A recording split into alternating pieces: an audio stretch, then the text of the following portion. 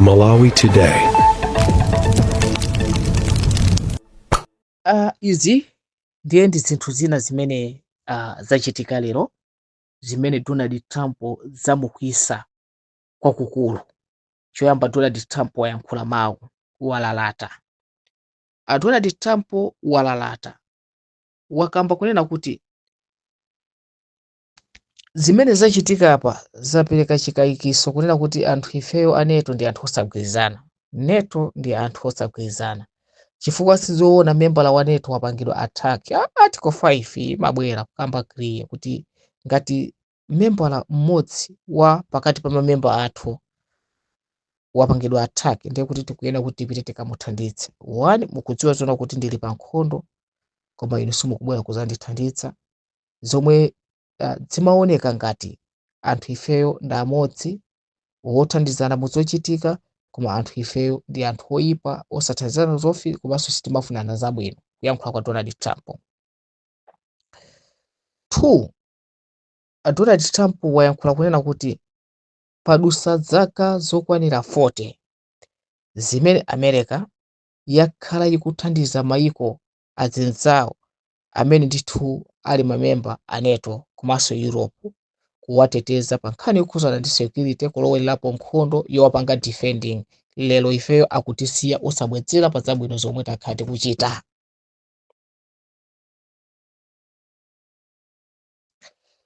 Imeneyo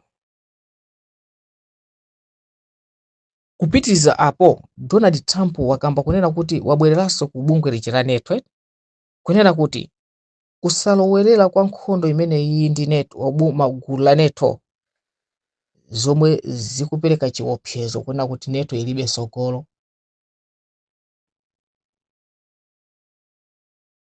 NATO ilibe sogolo.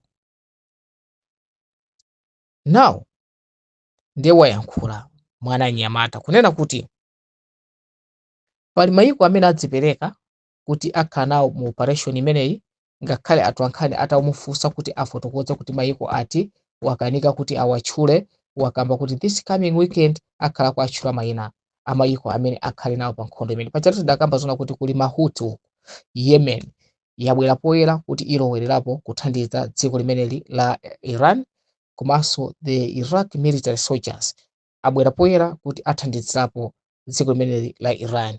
Now Donald Trump akadali limodzi ndi dziko la Israel ndi akupempha mayiko ena kuti akhale ngati mwina mayiko ochulukirapo kuti athane nayo Iran imene ikuwasoyesa mtendere pakadali panopa. Iran tisadachoke pomwepa tingopereka chithunzithunzi kunena kuti according ndi amene amayankhulira military ya dziko la Iran, a spokesperson wafotokoza kuna kuti Iran yakhozeka kumenya nkhondo yayitali ndi dziko la United States of America. Ma preparation nawo kapena kukhozekera kwawo, ngakhale nkhondo itatenga 2 years ngati imene zapangira ku Ukraine, Iran yakhozeka kusonyeza kuti ili ndi china chilichonse choti akhoza kugwiritsa ntchito kwa zaka zokwanira olo ziwiri kapena zitatu, ndiye takhozeka kukhala mu nkhondo ndithu. Okay, tichoke pamenepo.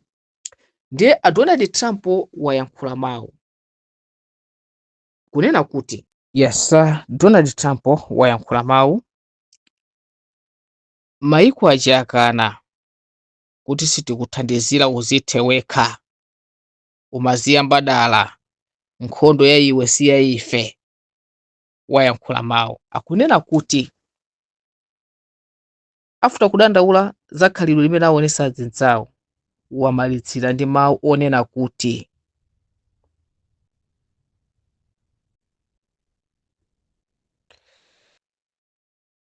nkhondo ya pakati pa Iran ndi America tidayigonjetsa kale, kongosala kungoyimalizisa zomwe zitenge nthawi. Ineyo ngati ndimayitana mayiko azinzanga sizimatanthauza zona kuti ine ndilibe mphamvu yona kuti ndikhoza kuyigonjetsa Iran. Ngati dziko lapansi lino kuli dziko la mphamvu kuposa mafinyeno senu inu, ndiye ife ndi American. Olo umfunse Putin sangalowerere nkhondo iyi ndi wamantha amatiopa, ndipo sangayankhule china chilichonse. Putin amatiopa zomwe takhala ndikukamba nthawi zonse. Now wadandaulanso kunena kuti dziko la China lidali ndi mkumano ndi dziko la United States of America atsogoleri kuti akakhale pa summit yokhuzana ndi malonda ku China. Koma chifukwa chona kuti China adayipempha masiku apitawa kuti inuyo ndi anthu amodzi amene mumapindula pa nkhani yokhuzana ndi mafuta ochokera ku Middle East pogwiritsa ntchito doko limeneli la water strait ya Iran. Mukuyenera kuti mukhale ndi ife kuti tiyambise the joint operations yokufuna kuthana kupanga reopening this corridor. Ndipo China yaonesa uninterested to joining or interested to what? To obey that requesting from the president of United States of America, Donald Trump. Zomwe zikutanthauza kuna kuti sono Trump also zampangaso affect on his mind. Kuna kuti no tidali pa plan yokhozekera kuti tikakhale pa meeting yokhuzana ndi malonda. Awawa ndi amodzi amene ife zonse zimene tikuchita kumene kuchako zimene zingawathandizire iwo acha. Ndiye iwo acha akukana kuti alowelere pa nkhondo imene iyi. Ndiye meeting yonse sitipanga kaipo mpano. Kangata waipangisa delay, right? Ndiye nkhani ina yokhuzana ndi China aipangaso blame. Ndiye wafotokoza kunena kuti ife nkhondo iyi dziko la America ndi dziko la mphamvu kuposa maiko onse dziko lonse lapansi. Ifeyo tikukwanira pa ife tokha kuigonjetsa Iran. Koma izi ndi mapangira chifukwa chofuna kukuyesani kuti kodi anthu atikamakhala ubale wathu ndi weniweni, chikondi chathu ndi chenicheni, kapena timangofuna kupusisana. Ndiye ndaona kuti anthu inu ndi oyipa, kuonera kuti ngakhale zako ananena kuti zinthu zamuthina simungayimete kumuthandiza, kusonyeza kuti ubale wathu siuli bwino. Ndiye ineyo kunali kungokuyesani osati kuthotoza kuti nkhondo ndikuyilephera. Dziko la America ali ndi china chilichonse chofunikira. Dziko la America likwanisa kumenya nkhondo ndiponso Iran tinayigonjetsa kale. Komano timafuna izizi zikubwera chifukwa kuti iyeyu wakhala kufusidwa mafunso pa statement ina kuti akupempha mayiko kuti amuthandizire nkhondo. Ndiye kusogolo kuja kapena mbuyo muja wakhala kuyankhula kwautsa anthu onena kuti iya ine nkhondo ndayiwina kale, dziko lichalatha, asilikali osaphedwa, china chilichonse kulibe. Lero lero akwapempha anthu. Ndipo ufuna kutembenuza madandaulo awo aja ndi kuwaseka atolankhani pamene amabwera kuti iya anthu atu ine ndinali kuwayesa. Kunena kuti kodi anthu ali ndi chikondi ndi ine. Ndiye ndaona kuti anthu alibe chikondi ndi ine. Komabe kuti adzindikire kuti ine ndi munthu wamkulu. Osati zonse zije ndimapangira mantha kuiopa Iran kapena kuti sindingayigonjetse Iran. Hayi, Iran tidayigonjetsa china chilichonse tidathana nawo. Kwasala ndi kuphupapupa anthu aja kuti amalitsitse. Ndiye nkhondo imaliza ndekha asabwereso wina aliyense. Izi ndi zimene waonjezera Donald Trump tsopano pofuna kuyankha makamaka pa disappointed imene iyeyo anali nayo pambuyo pona kuti mayiko akana kupanga nawo attending operations bwezani. Iyo nena kuti asegule doko limene licha la Hormuz limene litundu water strait ya dziko limene la Iran. Izi ndi zinthu zina zikulu zimene timafuna kuti tifotokoze komanso kugawana pano. Pamene tikamapita kusogoloko zikutiuza kunena kuti kuti pali mayiko amene avomereza koma pa nthawi iyo akana kuatchula. Komano mayiko amene awatchula kunena kuti mayiko ndi oyipa, ndipo mamembala a NATO yesa amaganiza kuti abwezera yekha. Ndimene takambira kale kuti Germany akuti idauza on Saturday zulo Sunday Britain yapanga zopusa chifukwa inalibe nthawi yokuti kukambirana nkhani yekha tikafusa azikafusa ndani. Pezeka kuti lero akubwera ndi maganizo ena paja Italy ndiye inabwera poyera kwauza za fork off sitingapange. Ndiye zapezekanso katikati mwa meeting mu dziko la Japan limenenso limapindulira mafuta kumene kuchawa kuti ife zimene sitipanga. Mayiko okwanira angapo amene aonesa chidwi including Australia kunena kuti zimene sitipanga. France ndi imene ikuoneka kuti awayankha. Ka France kakakuonekabe kuti ndi puppet paja amene uja ndi puppet. Michael akuoneka kuti iye stand yake ikuoneka kuti mwina mayiko okwanira angapo amene akwatchulacha kuna kuti abwesa list ya mayiko amene woona kuti sona awakhala pa joint NATO kuti ithane ndi Iran mwina akhoza kukhalamo. Koma mayiko onse akuluakulu ma big fish, mayiko amene ali ndi mphamvu kwambiri pa nkhani yokhuzana ndi nkhondo ndi amene akana kuti iwo sapanga ifa nkhondo imene siku akhuza kuphatikizaponso bungwe la Europe pachatu mayiko amene ali pansi under the European Union. Ndiye kumene kuchaso anena kuti nkhondo imene si yathu ndi yake, adayiyamba yekha ayimalize ekha. So ndi nkhani zikuluzikulu zimene timafuna kuti tingopasana pano pamudzi zokhuzana ndi chisogolo cha nkhondo ya pakati pa Israel, America and Iran war. Tikadalipo pa mayiko amene akanaja including mwana wawo South Korea yakanaso, mwana wawo weniweni South Korea yakanaso kuti zimenezo zonse sitipanga. Ndiye timafuna tikambe kunena kuti dziko la Irani laonesa matama kunena kuti chifukwa kuchokera pa masiku atatu apitawo takhalanso tikuona ngakhale sitima kupasani mano takhala tikuona kunena kuti sitima ya China India inaloledwa kudusa. Ndiye anakapempha chilolezo ku Iran ndipo adautsa, ndipo tidazaona sitima za Iran zikupanga escorting kapena zikuperekeza kuti ziduse pa madzi amenewo. Komanso achina ake akafuna kutusa mafuta kupita kukagulisa kunja masitima awo a Iran akumadusa madzi amenewo. Ndiye ngakhalenso Prime Minister wa dziko la India anazapemphaso kunena kuti nawonso ali ndi sitima yokuti iduse.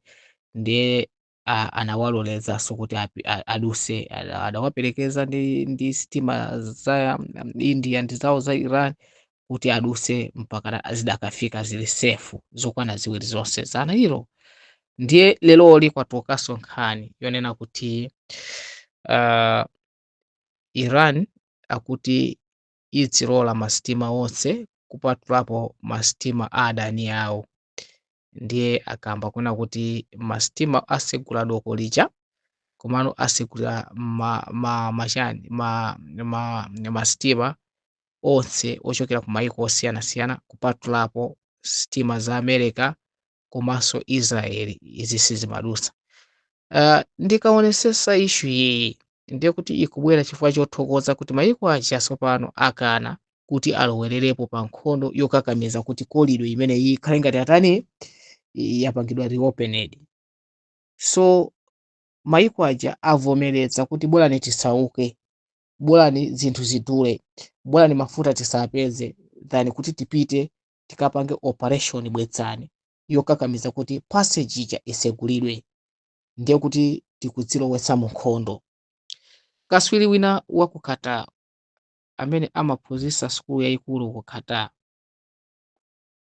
profesa wina wakamba kunena kuti mmene ndikuonera nkhondoyi pamayenera pakhale ma diplomats alowererepo. Ndiye kuti tikamakamba nkhani yokhudzana ndi diplomats ndiye kuti timakamba nkhani yokhudzana ndi intervention ya foreign mediators. Ndiye kuti tikupanga copying the foreign mediator kapena anthu ena amayiko ena abwere alowerere. Ndiye timakamba nkhani yokhudzana ndi the diplomacy issues kuti abwere alowererepo ndipo mkatikati molowererapo kuti nkhondo ithe, chifukwa zikuoneka kuti nkhondo ikhuza mayiko ochuluka. Chifukwa pakadali pano pamotha kuona kuti dziko la Yemen lili kale mu nkhondo kapena nthawi ina iliyonse ikhoza kuyamba nkhondo. Hezbollah Lebanon yayamba kale ndiye ikhuza mayiko zomwe zotsatira zake kukhale mavuto adzaoneni. Ndiye chimene chinali chofunikira mmene zinthu zililimo mayiko chonde mubwere mulowerere kuti mwakhazike pansi anthu akuti nkhondo ithe. Dziko la America Donald Trump wayankhula nthabwala ndi wanthabwala mkulu uchete. Ife aputeteya sitimapanga hate munthu ayi, timangoyima pa chilungamo zimene munthu akuyankhula. Wayankhula nthabwala kunena kuti ifetu tikufunisisa titakambirana kubwereranso pa tebo kuti nkhondo ithe. Kumano tikati kodi tifune ndani timuuze kuti tiye tikakambirane sitikumpeza. Atsogoleri adaphedwa, asilikali adaphedwa, ndiye tikumafunsa kuti kodi anganyawa kuti mpaka na nkhondo ithe amene tingamufune ni ndani una kuti tikambirane naye palibe. Ndiye ife mukamatifunsa zonena kuti ayi tikhale pansi tikambirane, so tikambirane ndi ndani poti atsogoleri kulibe, anaphedwa ena sakupezeka kumene ali, ena anabisala, so tizimufuna ndani, who is a leader wa dziko la Iran pa nkhondo imene. Trump ndi wanthabwala nthawi zonse imene amayankhulira. Komano mawu akulu enieni wona kuti Israel and America idakamba dzulo kuna kuti sigonja pa nkhondo imeneyi kapena silola kuti nkhondo imeneyi pakhale zokambirana zina pokhapokhapo kuyithesa Iran kuti isakhalepo. Ndiye iwo adakamba kunena kuti apanga china chilichonse chotheka, leronso akamba apanga china chilichonse chotheka zonena kuti Iran igonjetsedwe pakhale palibe dziko limene la Iran.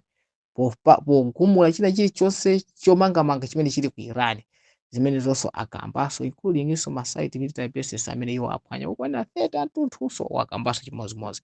Now ndiye timafuna tisimikize pano kuti kuchokera ku dziko limene la Iran lakamba kuna kuti kupatulapo mayiko awiri amene akuoneka kuti ndi mathreats a dziko la Iran, mwachisanzo Israel komanso America, apapa sazadusaso apapa sangaduseso apapa sangaduse. Ndipo akambanso kuna kuti azalola kupita kuzokambirana pokhapokhapo mayiko aku Middle East ataonesesa kunena kuti vuto ilili silizachitikanso mpaka nakale, apo B azitibulana mpaka nakalekale. Koma pokhapokha ngati mayiko aku Middle East onse atalowererapo kuna kuti atikambirane mmene zililipo, ndiponso yafika point pobweresa ma conditions, yafika point yobweresa ma conditions zona kuti ngati Iran ndithu atayipasa mwayi woyichosa ma sanction awo onse amene adapasa, nkhondo izatha. Komanso America sikuyenda kuti ipezekenso ku Middle East mapanga control, nkhondo izatha. Komanso Americayo ilole kuti ma sanctions aja aonera kuti ali ku Middle East aja mapasi open kuti azitha kupanga malonda tsopano ndi Iran. Sinaka ku Middle East aja mayiko amene achanga khali ya Chiislamu anavomereza ma sanction amene Iran idalandira kuti musapapange nawo ma business. Ndiye ngati iwowo ndithu atachosa ma sanction aja kuti ikhale the free countries mu Middle East mene ndiye kuti avomeza kuti nkhondo ithe. So awa ndi ma conditions pano amene Iran yamba kuyika pa table, akusoweza kuti kuchallenge komanso kuauza anthu kuti ni nkhondo yayitali kwambiri tayikhozekera the wrong kamba chola kuti Chingerezi yawo kunena kuti is wrong war, ni nkhondo yayitali kwambiri imene iwo ayikhozekera kuti amenya ngakhale patakhala zake zochuluka motali, zomwe zikutanthauza kuti china chilichonse kumbali yawo chili malo. Uku ndiye kuyankhula kumene anthu amayankhula mu nthawi ya nkhondo, pokhapokha zoona zenizeni zimakhala kuti iwo akudzidziwa mu mtima mwawo. Mwina tisiyire pompa utsulo uno pamene timafuna tingogawanapo nkhani zimene zili zofunikira kwambiri kunena kuti kodi the situation ili bwanji, kopani tikuyendera pati ku Middle East. Zikomo usiku wabwino.